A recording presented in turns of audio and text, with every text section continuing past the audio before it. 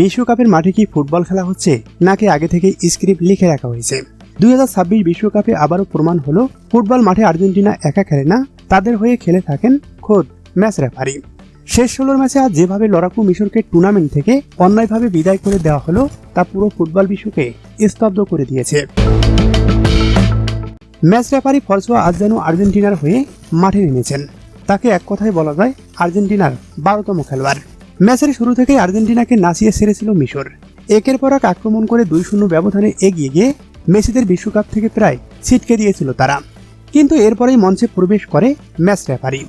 ম্যাচের 59 মিনিটে মিশরের একটি সম্পূর্ণ বৈধ গোল যেভাবে ভিএআর লিসেন্দ্রো মার্টিনেজের ওপর দিয়ে তথাকথিত ফাউলের বাহানা দিয়ে বাতিল করা হলো তা এক কথায় ফুটবল ইতিহাসের অন্যতম বড় ডাকাতি।